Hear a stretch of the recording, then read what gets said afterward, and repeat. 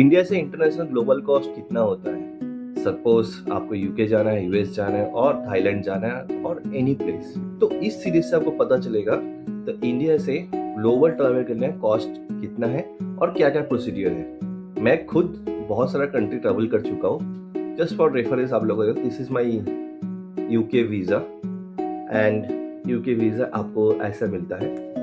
And also I got UK में बहुत सारा actually city I traveled. This is my US visa. So I think I can give you right reference and right guidance. India से London घूमने का total खर्चा कितना आ सकता है?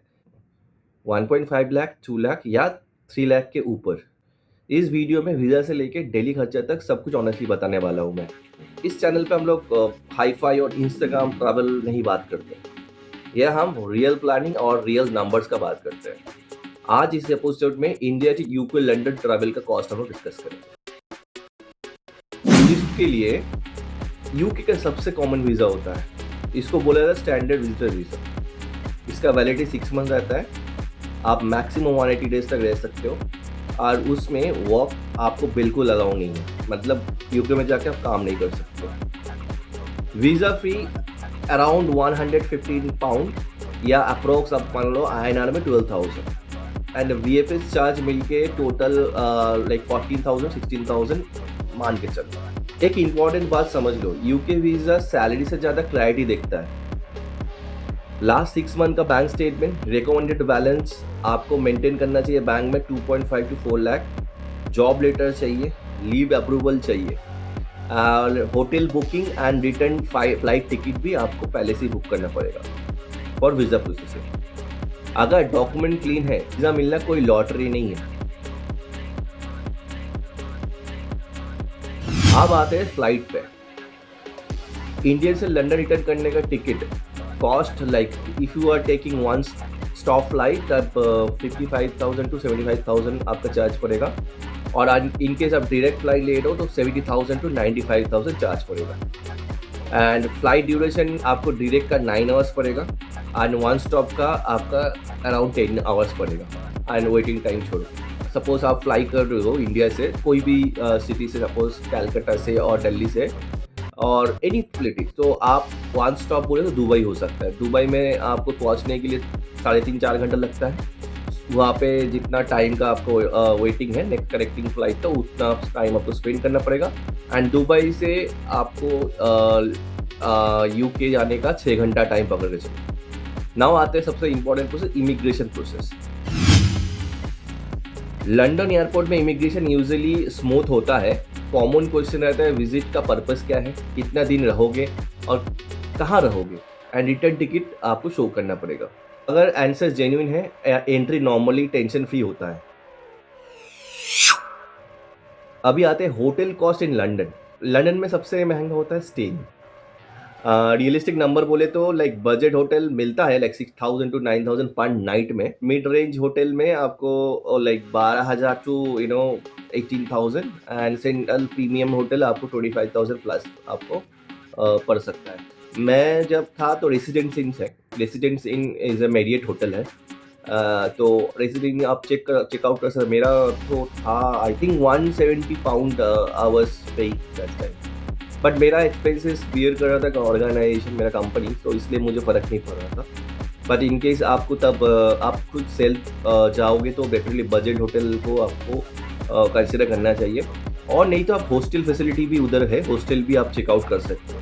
पूरा गूगल करोगे तो मिल जाएगा, हॉस्टल भी मिल जाएगा। जस्ट चेकआउट कर लेना location and how far it is from central London and all, because London में भी there are multiple metro lines, is basically covered through entire city.